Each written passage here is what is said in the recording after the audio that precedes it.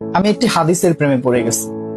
হাদিসটা হচ্ছে ঠিক এমন যে যখন বান্দা একটি ঘরে কান্না শুরু করে এবং তখন আল্লাহর ফেরেশতারা বলে যে আল্লাহ তোমার এই বান্দাটা কি জন্য কষ্ট পাচ্ছে, এবং ফেরেশতারা আল্লাহর কাছে কান্নাকাটি করে বলে যে তার মনের ব্যথাকে তুমি আল্লাহ কমিয়ে দাও। তখন আল্লাহ তাআলা বলেন যে আমার বান্দা এমন কোনো কিছুর মায়া পড়েছিল বা ভালোবেসেছিল যা আমার চাইতে সে বেশি ওই জিনিসটার প্রতি ভালোবেসে ফেলেছিল। আমি আমার বান্দার কষ্ট আমি বুঝি এবং আমি দুঃখী মানুষের মানে ভগ্ন হৃদয়ের মানুষের খুব কাছাকাছি অবস্থান করি। কত দূর? এক হাত দূরে আল্লাহ তাআলা অবস্থান করেন। এবং আরেকটা কথা হচ্ছে ফেরেশতারা তখন বলতে থাকে আল্লাহ তুমি চাইলেই কি সেই বান্দার সেই অভাবগুলো তুমি পূরণ করতে পারো না?